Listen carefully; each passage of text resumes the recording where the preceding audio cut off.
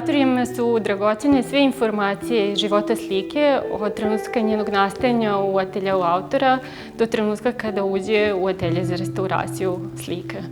Saznanja te vrste mi dobijamo uz pomoć različitih mikroskopskih i makroskopijskih ispitivanja, kakva je priroda oštećenja, koliko su ona ekstenzivna, da li je slika ranije bila predmet nekih restauracija, ali jednako važne informacije koje dobijamo putem ispitivanja su i informacije o slikarskoj tehnici i o slikarskom postupku u kome slikar gradi sliku.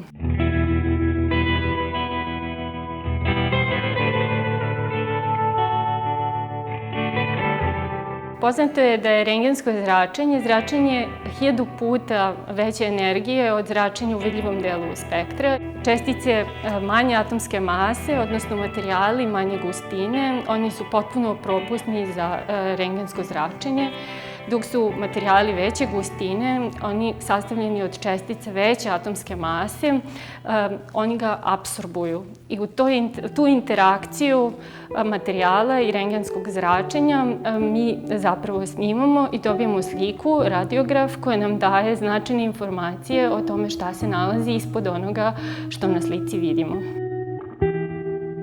Rastanak momka i devojke Đorđa Krstića naslikan je 1881. godine u Minhenu u vreme kada je autor bio student te prestižne akademije. Slika je trenutno predmet restauracije u ateljeu Narodnog muzeja u Beogradu i u fazi je čišćenja, tačnije uklanjanja tragova starih restauracija.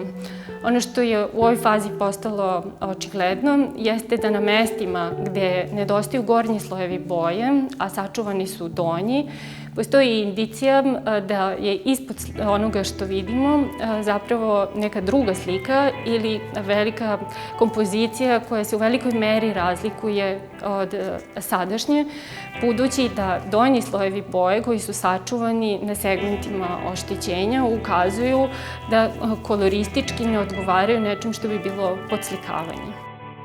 Rezultat snimanja rendgenom je dao brojne informacije koje ćemo koristiti u nastavku restauracije, od toga gde su tačno oštećenja, koliko su ona ekstenzivna, gde su rekonstrukcije, kakvo je stanje platna, odnosno gustina tkanja autorskog platna, stanje slepograma, koji je po svim indicijama verovatno autorski, takođe poreklom iz 19. veka. Ono što nam je rendgensko snimanje pokazalo jeste da je Đorđe Krstić u postupku građenja ove kompozicije više puta promenio svoju početnu kompozicionu ideju u traženju, kako bih rekla, prave emotivne poruke, s obzirom da je tema rastanak momka i devojke.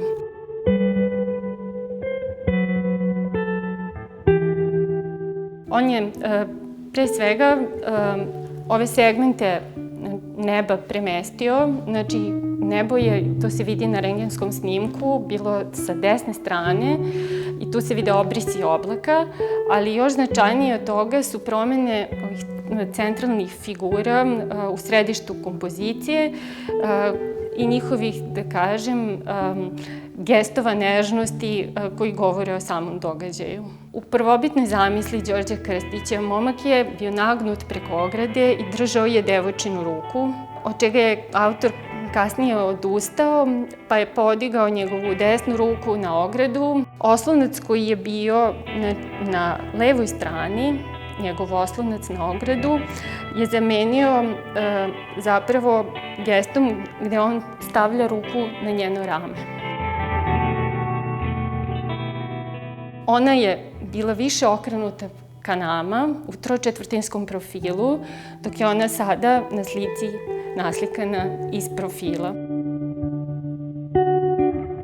Ono što je veoma značajno, taj jedan dodatak, da kažem, u celoj kompoziciji, kojim je on prekrio na kraju ovu levu ruku momka, koji zapravo nam daje pravi razlog njihovog rastanka, a to je zato što on odlazi u rat. U pitanju je vojnički kaput, plave boje, sa ovim plavim linijama, takozvanim crvenim cevima, što je bila uniforma u to vreme Krstićevo, krajem 19. veka, uniforma vojnika, pešadije ili artiljerije.